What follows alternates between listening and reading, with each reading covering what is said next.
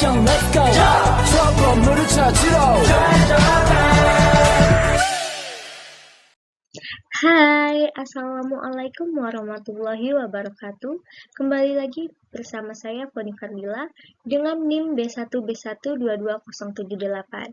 Saya merupakan mahasiswi program studi ilmu pemerintahan Universitas Jambi. Saya membuat video ini guna melaksanakan tugas ujian tengah semester yang diampu oleh dosen yang bernama Pak Alfa Beriansyah, SIP, MIP.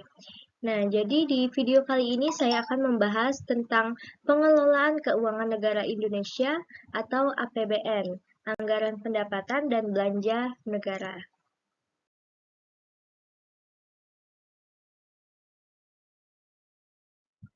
Baiklah, langsung saja kita masuk ke penjelasan yang pertama, yaitu mengenai pengelolaan keuangan negara. Jadi, pengelolaan keuangan negara ini ada 5 tahapan. Yang pertama yaitu perencanaan. Jadi, perencanaan ini awalnya membangun rencana pembangunan jangka panjang atau RPJP. Nah, di sini tuh perencanaan makropolitis yang berwawasan 20 tahun dan memuat visi, misi, dan arah pembangunan. Terus dilakukanlah RPJM atau dokumen perencanaan pembangunan daerah sebagai landasan dan pedoman bagi pemerintah daerah dalam melaksanakan pembangunan untuk 5 tahun.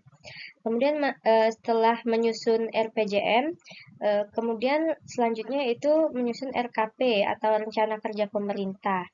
Ini merupakan dokumen perencanaan pembangunan nasional untuk periode 1 tahun yang dimulai pada tanggal 1 Januari dan berakhir pada tanggal 31 Desember. Nah, setelah ditetapkannya RKP, kita masuk ke KUA. KUA itu dokumen yang disusun oleh sekretaris daerah dan disampaikan kepada kepala daerah sebagai acuan awal dalam penyusunan APBD. Nah, di sini KUA menguraikan visi misi, program, dan kegiatan yang menjadi prioritas pemerintah daerah dalam jangka waktu tertentu, biasanya untuk 1 tahun anggaran. Setelah Sekda menyusun KUA, maka diteruskan kepada PPAS. PPAS ini juga dibuat oleh Sekda. PPAS yaitu dokumen yang merinci alokasi anggaran yang dialokasikan untuk setiap program dan kegiatan yang tercantum dalam KUA. Setelah ditetapkan KUA dan PPAS ini, dokumen 2 ini, kemudian masuklah ke nota kesepakatan.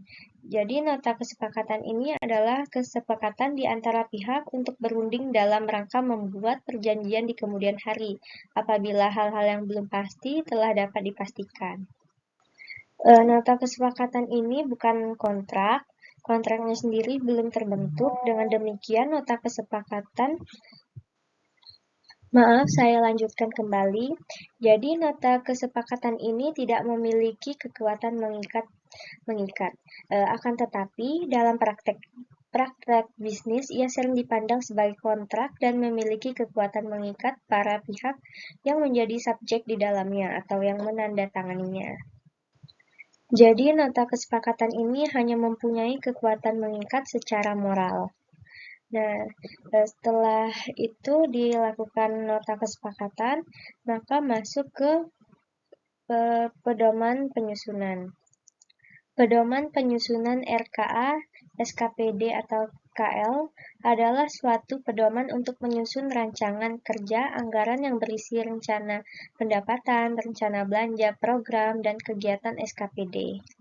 Jadi, RKA SKPD ini adalah dokumen perencanaan dan penganggaran yang berisi rencana pendapatan, rencana belanja program dan kegiatan SKPD, serta rencana pembiayaan sebagai dasar penyusunan APBD.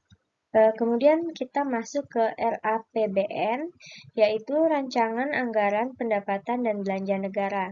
Nah, setelah ditentukan RKA SKPD, RAPBN, maka terakhir yaitu penentuan APBN. APBN ini seperti yang saya sudah jelaskan tadi, yaitu Anggaran Pendapatan dan Belanja Negara. yaitu Rencana Keuangan Tahunan Pemerintah Negara Indonesia yang disetujui oleh Dewan Perwakilan Rakyat. APBN berisi daftar sistematis dan terperinci yang memuat rencana penerimaan dan pengeluaran negara selama 1 tahun anggaran. Nah, jadi itu merupakan perencanaannya. Kemudian kita masuk ke pelaksanaan. Perencanaan ini meliputi rancangan DPA SKPD. Ini yaitu memuat rincian sasaran yang hendak dicapai, fungsi program, kegiatan, anggaran yang disediakan untuk mencapai sasaran tersebut, dan rencana penarikan dana tiap-tiap satuan kerja serta pendapatan yang diperkirakan. Nah, setelah melakukan rancangan, ini nantinya akan diverifikasi oleh Kepala SKPD. Tahapan ini menyerahkan rancangan DPA SKPD yang tadi itu, kemudian tim anggaran pemerintah daerah bersama dengan Kepala SKPD yang bersangkutan melakukan verifikasi ini. Setelah DPA SKPD sudah disahkan dan disampaikan kepada Kepala SKPD, kemudian masuk ke dasar pelaksanaan anggaran atau DIPA. DIPA ini merupakan dokumen pelaksanaan anggaran yang disusun oleh pengguna anggaran atau kuasa pengguna anggaran dan disahkan oleh Direktur Jenderal Perbendaharaan atau Kepala Kantor Wilayah Direktorat Jenderal Perbendaharaan atas nama Menteri Keuangan selaku Bendahara Umum Negara atau BUN. Setelah dasar pelaksanaan anggaran atau DIPA disusun, maka proses selanjutnya adalah menyusun pendapatan, belanja, dan pembiayaan. Nah, laporan realisasi semester pertama yaitu pemerintah daerah menyusun laporan realisasi semester pertama APBD dan progres untuk 6 bulan berikutnya. Laporan tersebut paling lambat disampaikan kepada DPRD pada akhir bulan Juli tahun anggaran berkenan. Nah, setelah itu perubahan APBD.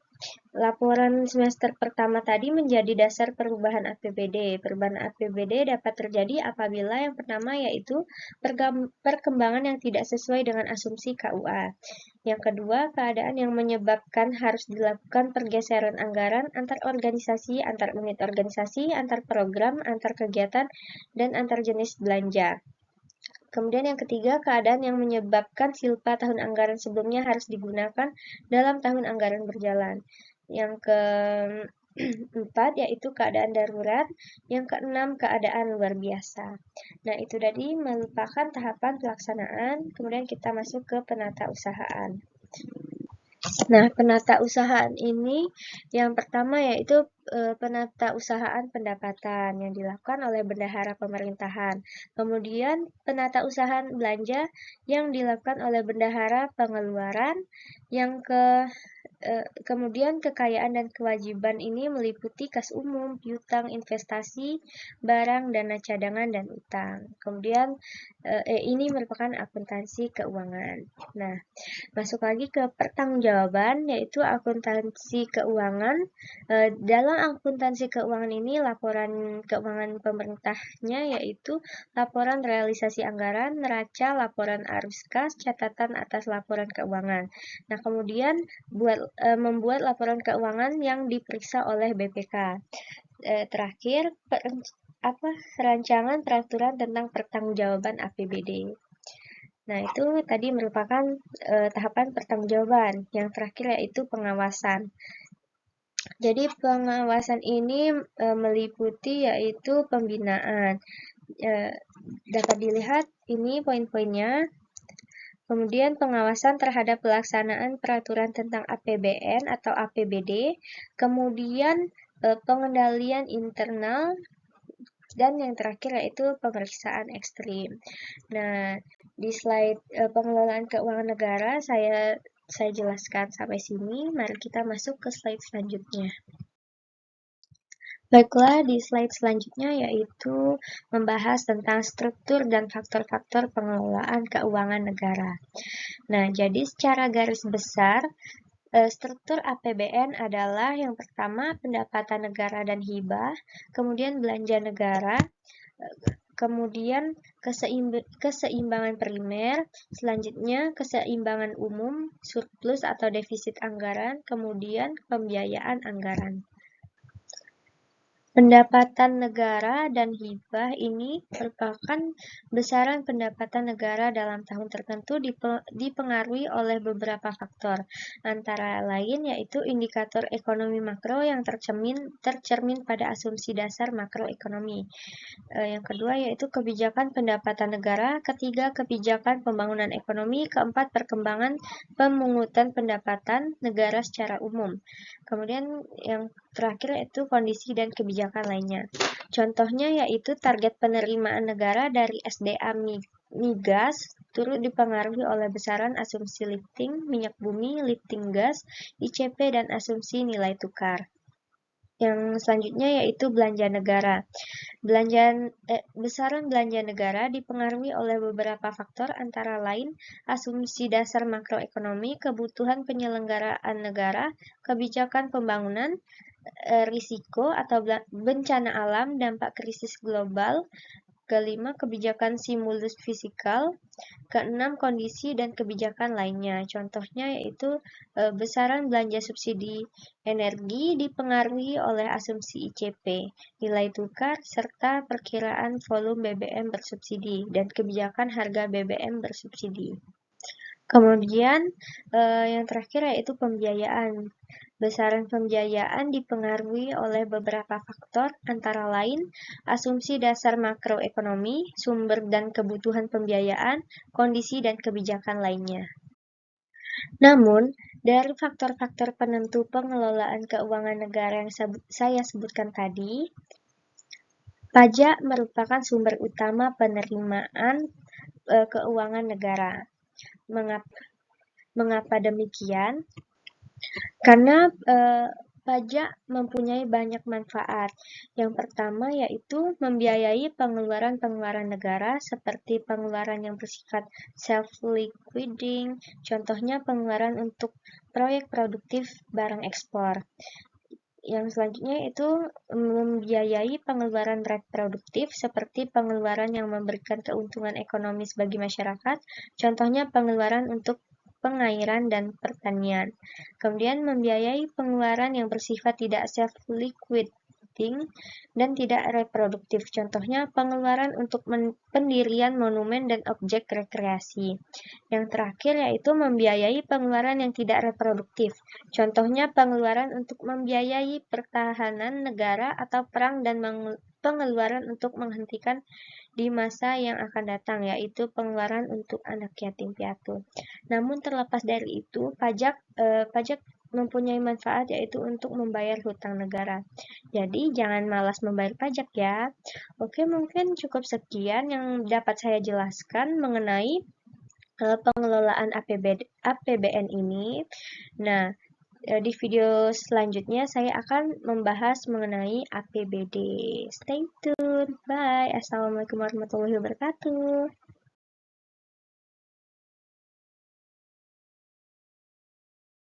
Baiklah, saya akan menjelaskan materi yang kedua. Awalnya saya pikir saya akan menjelaskan tentang materi APBN terlebih dahulu.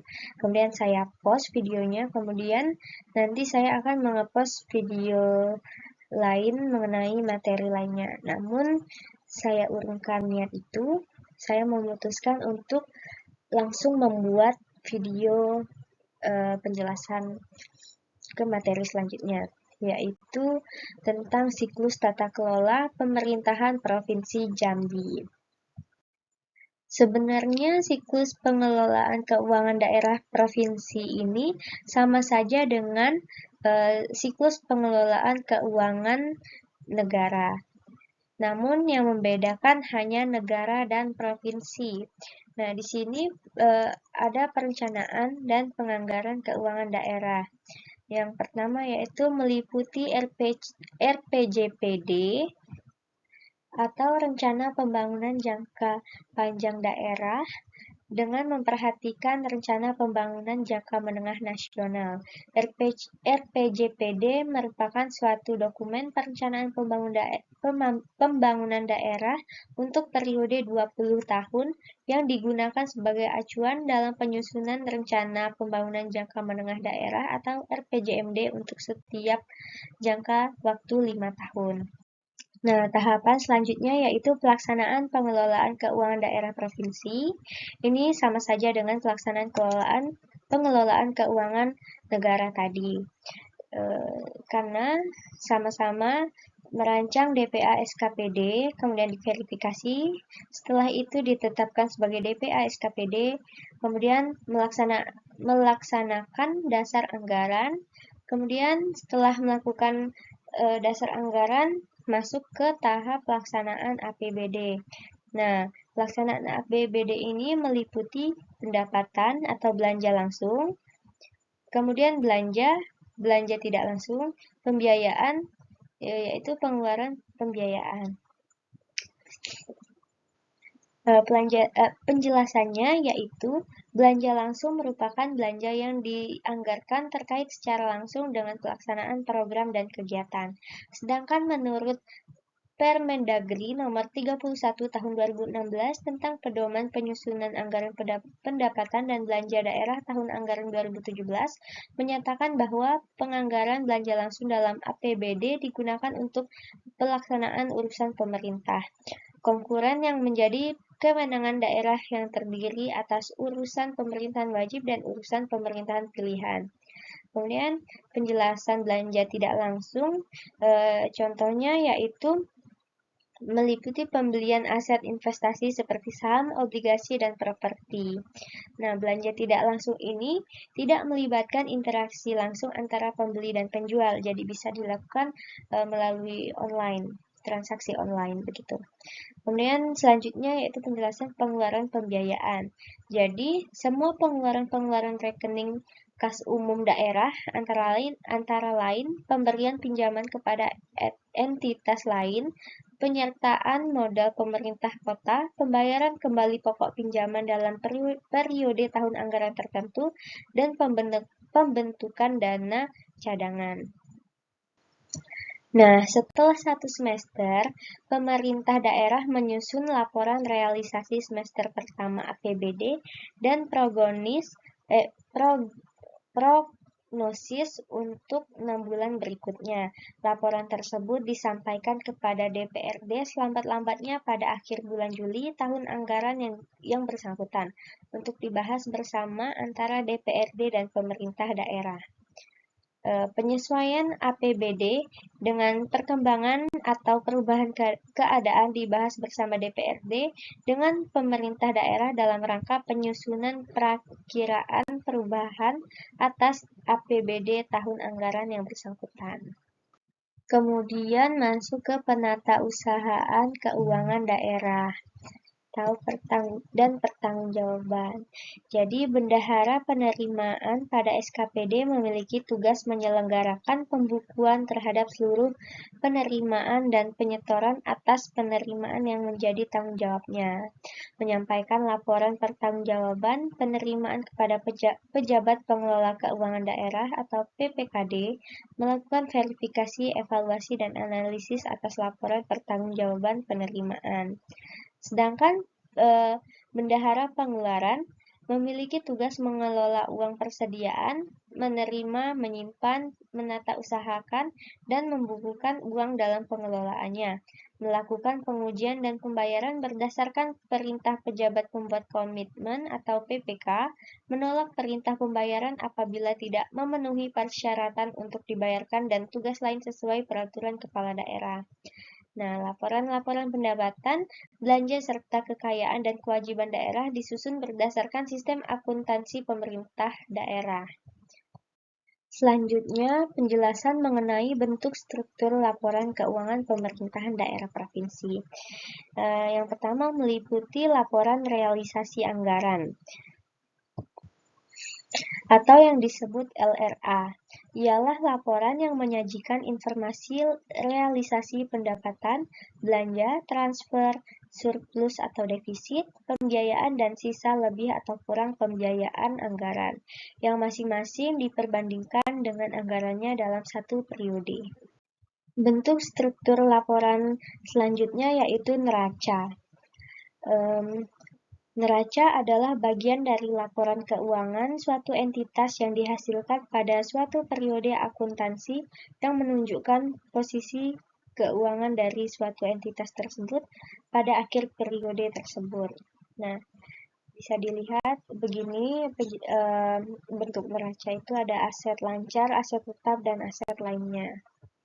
Kemudian bentuk struktur laporan selanjutnya yaitu laporan operasional atau LO, merupakan laporan yang menyajikan informasi mengenai seluruh kegiatan operasional keuangan entitas. Laporan yang tercermin dalam pendapatan LO, beban dan surplus atau defisit operasional dari suatu entitas, laporan yang penyajiannya disandingkan dengan periode selanjutnya. Kemudian laporan yang terakhir yaitu laporan perubahan ekuitas, yaitu merupakan salah satu dari laporan keuangan yang harus dibuat oleh pemerintah pusat atau daerah yang menggambarkan peningkatan atau penurunan aktiva bersih selama periode yang bersangkutan berdasarkan prinsip pengukuran tertentu yang dianut. Nah, setelah dilakukan 4 laporan tersebut, maka dilakukan catatan atas laporan keuangan atau CALK.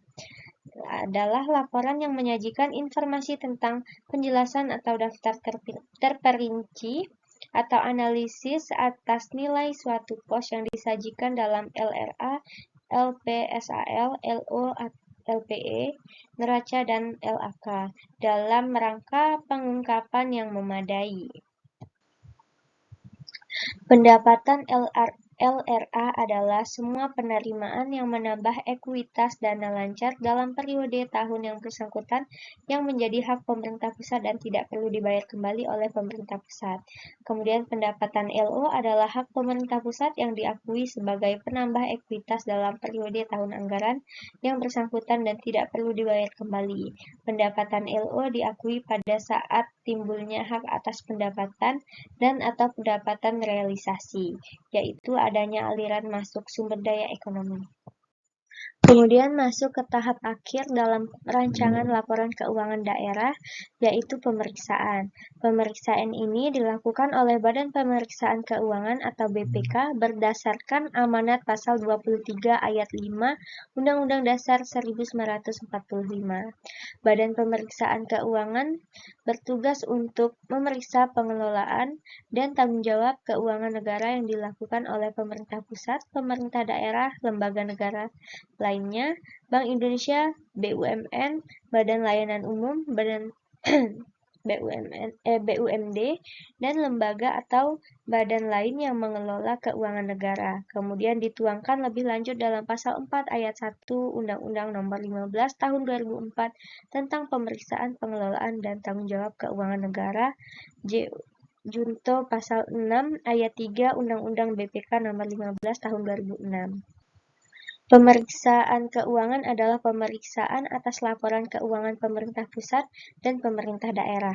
Pemeriksaan keuangan ini dilakukan oleh BPK dalam rangka memberikan pernyataan opini tentang tingkat kewajaran informasi yang disajikan dalam laporan keuangan pemerintah. Nah, mungkin itu saja penjelasan saya di materi ini. Kita lanjut ke materi selanjutnya, yaitu pengelolaan keuangan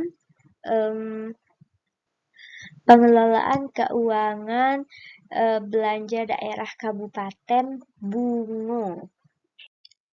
Baiklah, saya akan kembali menjelaskan tentang anggaran pendapatan dan belanja daerah di kabupaten, lebih tepatnya di Kabupaten Muara Bungo. Mungkin langsung saja kita masuk ke pembahasan materi di slide pertama. Nah, selanjutnya kita masuk ke siklus perencanaan APBD. Di dalam siklus APBD ini ada lingkup pengelolaan keuangan daerah. Jadi, di sini terbagi menjadi 3 tahapan, yaitu perencanaan, pelaksanaan, dan pengawasan atau pengendalian. Nah, di dalam perencanaan ini, tahapan yang pertama yaitu kita menyusun kebijakan umum APBD atau KUA dan dokumen prioritas dan plafon anggaran sementara atau PPAS. Kedua dokumen tersebut kemudian dibahas bersama DPRD untuk menghasilkan sebuah nota kesepakatan KUA dan PPA. Di sebelah kiri ada jadwal perencanaan dan penganggaran. Nah, jadi yang pertama yaitu musrembang desa yang dilakukan pada bulan Januari, kemudian musrembang kecamatan yang dilakukan pada bulan Februari, kemudian masuk ke forum SKPD, penyusunan renja SKPD kabupaten atau kota ini pada bulan Maret. Nah, berdasarkan nota kesepakatan yang telah dibuat melalui kebijakan umum dan PPAS tadi, KDH menyampaikan surat edaran yang berisi pedoman penyusunan RKA SKPD yang kemudian ditindaklanjuti oleh SKPD dengan melakukan penyusunan RKA SKPD. Nah, kemudian kita masuk ke tahapan musrembang kabupaten atau kota yang dilakukan pada bulan Maret, kemudian penetapan RKPD pada bulan Mei, dan masuk ke pembahasan dan kesepakatan KUA dan PPAS antara KDH dengan DPRD pada bulan Juni. Dalam penyusunan rancangan kebijakan umum APBD atau KUA dan dokumen prioritas dan plafon anggaran sementara atau PPAS, yang pertama yaitu ada TAPD. TAPD ini menyusun rancangan awal KUA atau rancangan awal KUA tersebut memuat yang pertama yaitu pokok-pokok kebijakan yang memuat sinkronisasi kebijakan pusat daerah, kemudian prinsip dan kebijakan penyusunan APBD, kemudian teknis penyusunan APBD, dan yang terakhir yaitu hal-hal khusus lainnya. Jadi TAPD menyampaikan rancangan awal KUA kepada sekretaris daerah. Kemudian sekretaris daerah menyetujui rancangan awal KUA dan menyerahkan rancangan KUA kepada KDH paling lambat awal Juni. Kemudian KDH mengotorisasi rancangan KUA dan menyerahkan kepada DPRD paling lambat pertengahan bulan Juni. DPRD membahas rancangan KUA bersama Pemda untuk menghasilkan KUA dan nota kesepakatan KUA. KUA disepakati paling lambat minggu ke-1 Juli. Berdasarkan KUA dan nota kesepakatan KUA, TAPD menyusun rancangan awal PPAS. Tahapan PPAS yaitu menentukan skala prioritas urusan, menentukan urutan program tiap urusan, menyusun plafon anggaran sementara tiap program. Setelah menyusun rancangan awal PPAS, kemudian TAPD menyampaikan rancangan itu kepada sekretaris daerah. Kemudian Sekda menyetujui rancangan awal PPAS menjadi rancangan PPAS dan menyerahkan rancangan PPAS kepada KDH. Kemudian KDH mengotorisasi rancangan PPAS dan menyerahkan kepada DPRD paling lambat minggu ke-2 Juli. Kemudian DPRD membantu rancangan PPAS bersama Pemda untuk menghasilkan PPA dan nota kesepakatan PPA. Kedua dokumen ini disepakati paling lambat akhir Juli. Kemudian kita masuk ke sebelum kesepakatan akhir Juli itu, kita masuk ke ini pembahasan SEKDH kepada SKPD Juni. Ya. Jadi rancangan awal surat edaran SEKDH tentang pedoman penyusunan RKA SKPD, penyusunan pedoman tersebut mengacu pada KUA dan PPA yang telah disepakati serta dokumen-dokumen pendukung lain seperti analisis standar belanja, SPM, dan standar satuan harga. Rancangan awal SEKDH ini mencakup PPA untuk tiap program SKPD dan rencana pendapatan dan pembiayaan. Kemudian sinkronisasi program dan kegiatan antar SKPD dengan kinerja SKPD sesuai dengan SPM. Kemudian batas waktu penyampaian RKA SKPD kepada PKD, dan selanjutnya hal-hal lain yang perlu mendapat perhatian dari SKPD. Kemudian terakhir lampiran yaitu yang berisi KUA, PPA, kode rekening APBD, format RKA SKPD, dan analisis standar belanja, kemudian standar satuan harga. Setelah dilakukan pembahasan dan kesepakatan serta penyusunan awal SEKDH ini, kemudian masuklah ke dalam penyusunan RKA, SKPD, dan RAPD paling lambat Juli sampai September. Setelah melakukan penyusunan, maka masuk ke pembahasan dan persetujuan rancangan APBD dengan DPRD pada bulan Oktober dan November tadi. Nah, kemudian setelah melakukan pembahasan dengan DPRD, Maka kemudian dievaluasi rancangan peraturan daerah APBD tersebut pada bulan Desember. Setelah itu barulah penetapan peraturan daerah APBD dan penyusunan pengesahan DPA SKPD. Kemudian yang terakhir yaitu pelaksanaan APBD pada bulan Januari tahun berikutnya. Lanjut, kita masuk ke pembahasan struktur data APBD Kabupaten Muara Bungo pada tahun 2022. Nah, jadi dalam tabel ini yang pertama ada pendapatan asli daerah atau PAD. Jadi pendapatan daerah adalah semua penerimaan uang melalui rekening kas umum daerah yang menambah ekuitas dana merupakan hak daerah dalam 1 tahun anggaran yang tidak perlu dibayar kembali oleh daerah. Nah, di pendapatan asli daerah ini terbagi menjadi 4, yaitu pajak daerah, retribusi daerah, hasil pengelolaan kekayaan daerah yang dipisahkan, atau dividen dari Bank Jambi. Kemudian yang keempat yaitu lain-lain PAD yang sah. Kemudian pendapatan selanjutnya yaitu pendapatan transfer. Jadi pendapatan transfer ini dari pemerintah pusat. Nah, di sini terbagi menjadi 5. Yang pertama dana bagi hasil atau DBH, dana alokasi umum atau DAU, dana alokasi khusus atau DAK fisik, kemudian dana alokasi khusus DAK non fisik, kemudian dana desa. Dana desa ini dari pemerintah pusat. Sebuah desa itu sudah mempunyai dana desa, tetapi pendapatannya juga dari hasil pendapatan dari desa.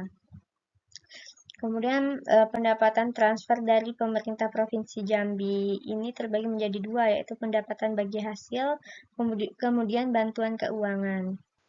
Dan yang terakhir yaitu lain-lain pendapatan daerah yang sah, pendapatan hibah dari pemerintah pusat.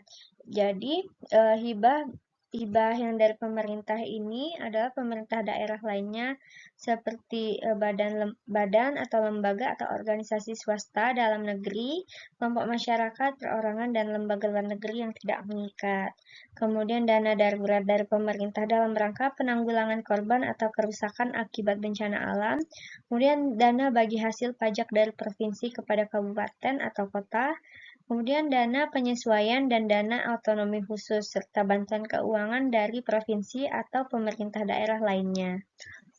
Di dalam struktur ini, selain pendapatan, ada belanja daerah. Belanja daerah adalah semua pengeluaran dari rekening kas umum daerah yang mengurangi ekuitas dana lancar, yang merupakan kewajiban daerah dalam 1 tahun anggaran yang tidak akan diperoleh pembayarannya kembali oleh daerah.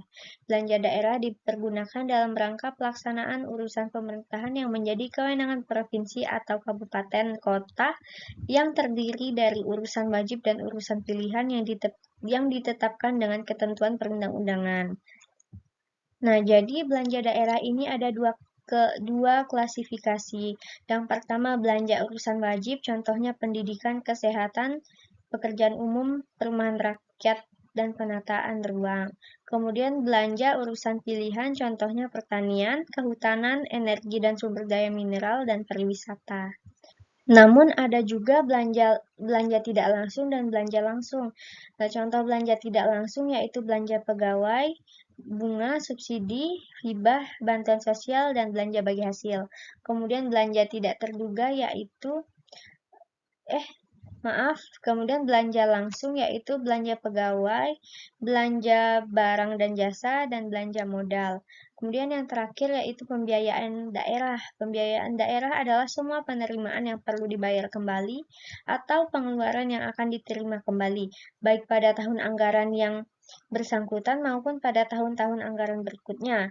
Pembiayaan terdiri dari penerimaan pembiayaan dan pengeluaran pembiayaan. Penerimaan pembiayaan contohnya silpa tahun anggaran sebelumnya, dan contoh pengeluaran pembiayaan yaitu pembentukan dana cadangan. Baiklah, cukup sampai di sini pembahasan saya mengenai anggaran kabupaten ini, lebih tepatnya di Kabupaten Muara Bungo. Sampai jumpa di video penjelasan berikutnya. Baiklah, masuk ke penjelasan materi berikutnya, yaitu struktur penyusunan RAPBD Kota. Sebenarnya siklus pengelolaan keuangan provinsi dan kota itu sama saja.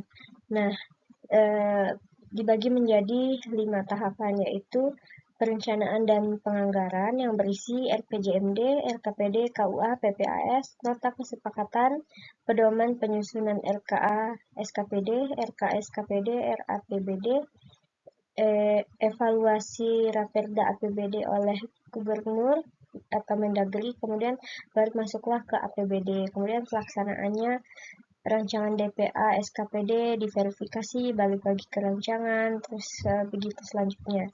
Jadi, saya ingin menjelaskan di bagian alur proses perencanaan anggarannya saja agar lebih inti, karena semua siklus pengelolaan keuangan itu sama saja tahapannya. Nah, jadi ini merupakan langkah-langkah dalam penyusunan alur proses perencanaan anggaran. Jadi pada bulan Januari sampai bulan April itu ada rencana strategis SKPD, kemudian renja SKPD dan menimbang. Terus masuk ke bulan Mei Agustus. Nah, di sini yang inti yaitu rencana kerja pemerintah daerah ini merancang KUA dan PPAS. Nah, dalam penyusunan KUA ini sebagai berikut yang saya jelaskan. Jadi yang pertama yaitu kepala daerah berdasarkan RKPD menyusun rancangan kebijakan umum APBD RKUA. Kedua, penyusunan RKUA berpedoman pada pedoman penyusunan APBD yang ditetapkan oleh Menteri Dalam Negeri setiap tahun. Sebagai contoh untuk bahan penyusunan APBD tahun 2007, Menteri Dalam Negeri telah menerbitkan Permendagri nomor 26 tahun 2006 tertanggal 1 September 2006 tentang pedoman penyusunan anggaran pendapatan dan belanja daerah tahun anggaran 2007. Yang ketiga, kepala daerah menyampaikan RKUA tahun anggaran berikutnya sebagai landasan penyusunan RAPBD kepada DPRD selambat-lambatnya pertengahan bulan Juni tahun anggaran berjalan. Yang keempat, RKUA yang telah dibahas kepada kepala daerah bersama DPRD dalam pembicaraan pendahuluan RAPBD selanjutnya disepakati menjadi kebijakan umum APBD atau KUA. Berdasarkan KUA yang telah disepakati, pemerintah daerah dan DPRD membahas rancangan prioritas dan plafon anggaran sementara atau PPAS yang disampaikan oleh kepala daerah. Kemudian lanjut membahas PPAS. Pembahasan PPAS dilaksanakan dengan langkah-langkah sebagai berikut. Yang pertama, menentukan skala prioritas dalam urusan wajib dan urusan pilihan. Yang kedua, menentukan urutan program dalam masing-masing urusan. Yang ketiga, menyusun plafon anggaran sementara untuk masing-masing program. Nah, dalam pembahasan rancangan KUA dan PPAS ini adanya surat pedoman dari Mendagri. Nah, setelah dilakukan pembahasan, maka masuk ke nota kesepakatan KUA dan PPAS. Yang menentukan nota kesepakatan ini adalah kepala daerah berdasarkan nota kesepakatan sebagai pedoman kepala SKPD menyusun RKA SKPD. Kemudian masuk ke bulan September sampai Desember. Nah, di sini membahas tentang RAPBD.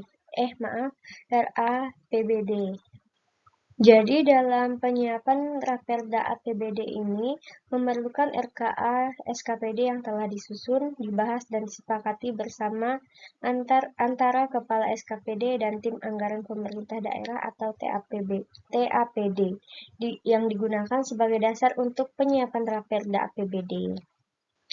Raperda ini disusun oleh pejabat pengelola keuangan daerah yang untuk selanjutnya disampaikan kepada kepala daerah.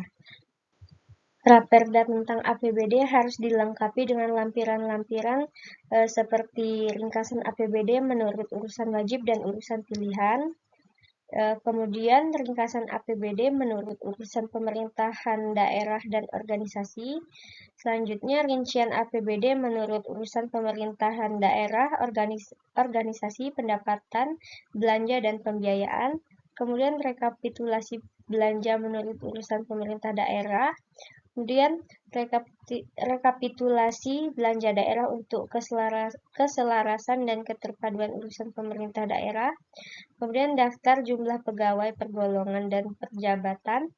Kemudian daftar piutang daerah, daftar penyertaan modal, daftar perkiraan penambahan dan pengurangan aset tetap daerah, daftar perkiraan penambahan dan pengurangan aset-aset lain, daftar kegiatan-kegiatan tahun anggaran sebelumnya yang belum diselesaikan dan dianggarkan kembali dalam tahun anggaran ini, kemudian daftar dana cadangan daerah dan daftar pinjaman daerah.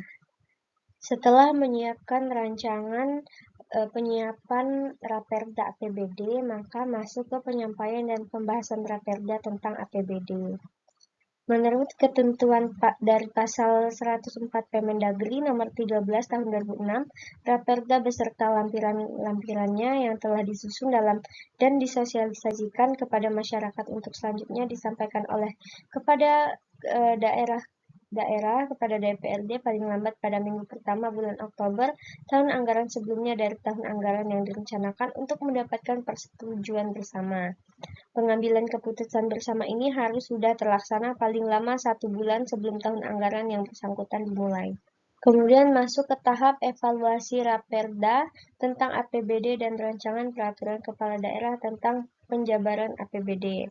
Raperda APBD pemerintahan kabupaten atau kota yang telah disetujui dan dirancang peraturan kepala daerah tentang penjabatan APBD sebelum ditetapkan oleh Bupati, Wali Kota harus disampaikan kepada Gubernur untuk dievaluasi dalam waktu paling lama 3 hari kerja. Kemudian barulah terjadi penetapan Perda tentang APBD dan peraturan kepala daerah tentang penjabaran APBD. Setelah membahas alur siklus dari APBD kota, maka masuk ke struktur APBD Kota Jambi. Ini merupakan salah satu contohnya. Jadi, struktur APBD Kota Jambi itu yang pertama ada pendapatan daerah. Nah, pendapatan daerah ini dibagi menjadi 2, yaitu pendapatan daerah asli dan pendapatan tambahan. Jadi, pendapatan asli daerah adalah pendapatan yang diperoleh dari daerah yang dipungut berdasarkan peraturan daerah sesuai dengan peraturan perundang-undangan. Jadi, dalam pendapatan asli daerah ini ada pajak daerah, retribusi daerah, hasil pengelolaan kekayaan daerah yang dipisahkan, dan lain-lain PAD yang sah. Nah, kalau untuk pendapat tambahan ada 2, yaitu pendaftaran transfer pemerintah pusat, kemudian pendapatan transfer antar daerah. Nah, selain ada pendapatan, di struktur APBD ini ada pula belanja. Jadi, belanja di Kota Jambi ini ada 3, yaitu belanja operasi, belanja modal, dan belanja tidak terduga. Jadi di dalam belanja operasi ini ada belanja pegawai, belanja barang dan jasa, belanja bunga, belanja subsidi, belanja hibah, dan belanja bantuan sosial. Nah, kalau di belanja modal ada belanja modal tanah, belanja modal belanja modal peralatan dan mesin, kemudian belanja modal gedung dan bangunan, belanja modal jalan, jaringan dan irigasi, dan belanja model aset tetap lainnya. Kemudian di dalam belanja tidak terduga yaitu penerimaan pembiayaan. Penerimaan pembiayaan yaitu semua penerimaan rekening kas umum daerah antara lain berasal dari penerimaan pinjaman, penjualan obligasi pemerintah kota, hasil privatisasi perusahaan daerah, penerimaan kembali pinjaman yang diberikan kepada entitas lain, penjualan investasi permanen lainnya, dan pencairan dana cadangan. Seperti sisa lebih perhitungan anggaran sebelumnya. Dan yang terakhir ada pengeluaran pembiayaan. Jadi semua pengeluaran rekening kas umum daerah antara lain pemberian pinjaman kepada pihak ketiga, penyertaan modal pemerintahan, pembayaran kembali pokok pinjaman dalam periode tahun anggaran tertentu, dan pembentukan dana cadangan ini terbagi menjadi dua, yaitu penyertaan modal daerah dan pembayaran cicilan pokok utang yang jatuh tempo. Baiklah, itu saja penyampaian materi di materi keempat ini. Kita lanjut ke materi selanjutnya, yaitu APBD Desa. Baiklah, kita lanjut pada materi kelima, yaitu laporan realisasi anggaran pendapatan dan belanja desa tahun 2022. Nah, di sini saya mengambil Desa Mekarsari sebagai objek penelitiannya. Nah, langsung saja kita masuk ke alur siklus APBDes. Jadi, penyusunannya yaitu untuk membentuk peraturan desa rencana kegiatan pemerintah desa ini, maka harus dilakukan musyawarah desa terlebih dahulu. Nah, di sini dilibatkan evaluasi rencana pembangunan jangka menengah desa dan musyawarah dusun. Nah, nantinya peraturan desa ini akan diusul ke kabupaten. Kemudian dalam peraturan desa ini nantinya kegiatan pemerintah desa menyusun RKA atau rencana kegiatan anggaran. Nah, di sini melibatkan pelaksanaan kegiatan. Kemudian sekretaris desa mengkompilasi RKA dengan Ranperdes APB desa. Nantinya rancangan peraturan desa anggaran pendapatan belanja desa ini dibahas oleh BPD atau Badan Pengelola Daerah dan Kepala Desa. Nah, pembahasan ini fokus pada kesesuaian dengan rencana kegiatan pemerintah desa. Kemudian untuk mencapai final Ranperdes APB desa ini, maka harus dievaluasi terlebih dahulu oleh Bupati melalui camat. Setelah dievaluasi, maka masuk lagi ke final untuk menuju ke penetapan peraturan desa anggaran pendapatan dan belanja desa ini. Kemudian setelah ditetapkan, baru disosialisasi dan melakukan pelaksanaan. Kemudian ada perubahan.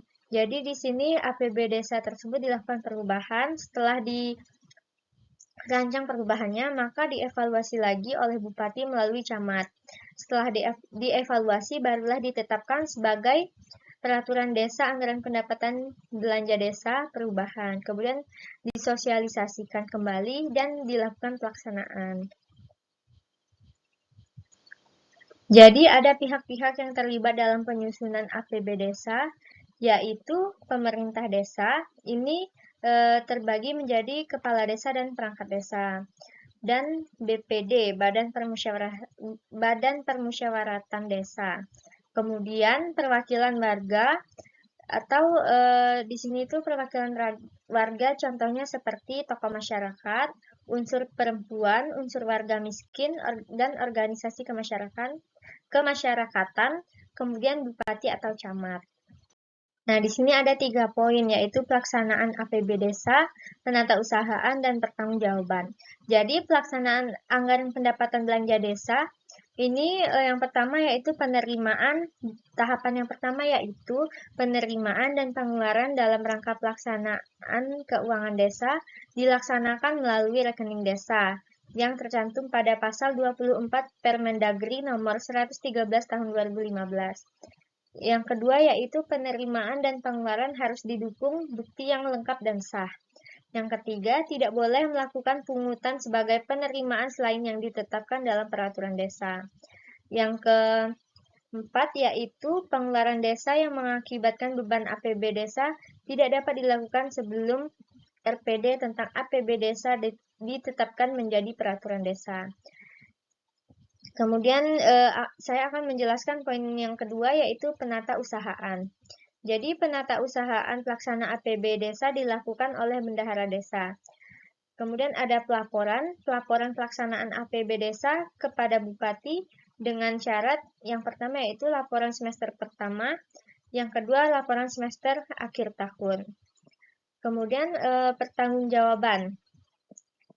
Jadi pertanggungjawaban itu LPJ, realisasi pelaksanaan APB desa setiap akhir tahun.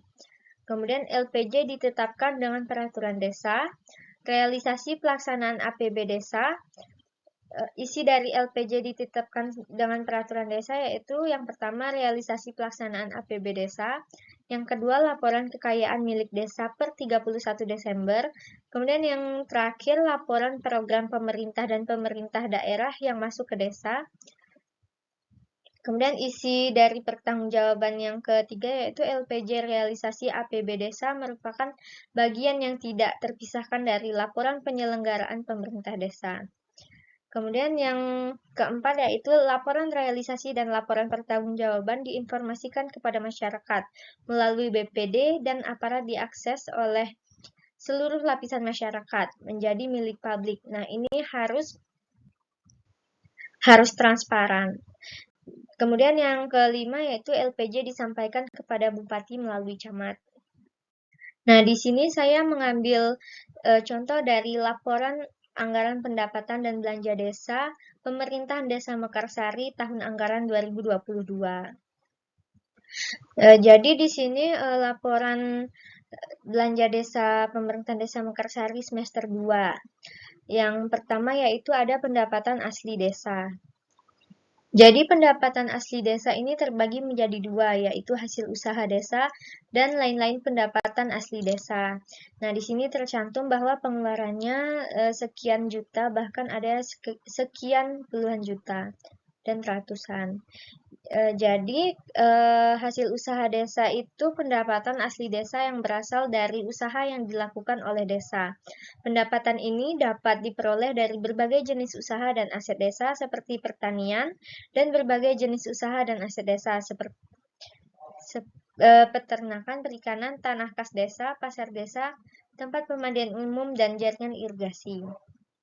Kemudian lain-lain pendapatan desa, contohnya seperti hasil kekayaan desa, hasil swadaya dan partisipasi, dan hasil gotong royong. Kemudian di laporan selanjutnya ada pendapatan transfer. Jadi pendapatan transfer merupakan yang berasal dari APBN atau APBD antar daerah yang memiliki tujuan untuk pemerataan pendapatan di daerah serta menutup celah fiskal daerah dalam rangka melaksanakan otonomi daerah. Pendapatan daerah ini meliputi dari dana desa, dana bagi hasil pajak dan retribusi, alokasi dana desa, dan bantuan keuntungan provinsi. Nah, kemudian ada pendapatan lain-lain, yaitu pendapatan yang diperoleh desa di luar dari hasil pendapatan desa. Jadi, pendapatan lain-lain yaitu ada dua, yaitu koreksi kesalahan belanja tahun-tahun sebelumnya dan bunga bank. Jadi, koreksi kesalahan belanja tahun-tahun sebelumnya adalah proses yang dilakukan oleh sebuah organisasi atau entitas keuangan untuk memperbaiki kesalahan yang terjadi dalam pencatatan atau pelaporan belanja pada periode-periode sebelumnya. Kemudian bunga bank adalah besaran biaya yang diberikan bank konvensional kepada nasabah yang menggunakan jasa atau produknya. Contoh bunga bank seperti kredit kendaraan dan kredit dalam bentuk investasi. Nah, selanjutnya laporan belanja. Jadi, laporan belanja ini yang pertama ada bidang penyelenggaraan pemerintah desa, yaitu salah satu kelompok kegiatan yang dilakukan oleh pemerintah desa dalam rangka menyelenggarakan urusan pemerintahan dan kepentingan masyarakat setempat. Bidang penyelenggaraan pemerintahan desa ini meliputi yang pertama yaitu penyediaan penghasilan tetap dan tunjangan kepala desa, kemudian penyediaan penghasilan tetap dan tunjangan perangkat desa, kemudian penyediaan jaminan sosial bagi kepala desa dan perangkat desa, kemudian penyediaan operasional pemerintah desa, yaitu ATK, honor PKPKD, dan PPKD, perlengkapan kantoran, dan pakaian. Selanjutnya, penyediaan tunjangan BPD. Kemudian, penyediaan operasional BPD, yaitu rapat, ATK, makan minum, perlengkapan perkantoran, pakaian seragam. Kemudian ada penyediaan insentif atau operasional RT/RW, dan penyediaan sarana atau aset tetap perkantoran atau pemerintahan, kemudian penyusunan pendataan atau pemutakhiran profil desa yang dipilih, penyusunan pendataan atau pemutakhiran. Kemudian ada penyelenggaraan musyawarah perencanaan desa atau pembahasan APBDes. Ini reguler. Kemudian ada penyusunan dokumen perencanaan desa atau RPJMD desa atau RKP desa dan lain-lain. Kemudian selanjutnya pengelolaan administrasi atau inventarisasi atau penilaian aset desa. Kemudian ada pengembangan sistem informasi desa. Kemudian ada penyelenggaraan lomba antar kewilayahan dan pengiriman kontingen dalam Londes. Kemudian yang terakhir ada administrasi pajak bumi dan bangunan. Kemudian dapat dilihat ada bidang pelaksanaan pembangunan desa. Nah, bagian-bagiannya ada di tabel laporan. Kemudian ada bidang pembinaan kemasyarakatan, bidang pemberdayaan masyarakat, bidang penanggulangan bencana, darurat, dan mendesak desa. Kemudian terakhir yaitu pembiayaan. Nah, di pembiayaan ini terbagi menjadi dua, yaitu penerima pembiayaan dan pengeluaran pembiayaan. Baiklah, mungkin sampai di situ saja penjelasan saya kali ini. Lebih dan kurang mohon dimaafkan. Dengan berakhirnya materi kelima ini, maka berakhir pula penjelasan saya mengenai video pembahasan ini. Assalamualaikum warahmatullahi wabarakatuh. Sampai jumpa kembali. Bye.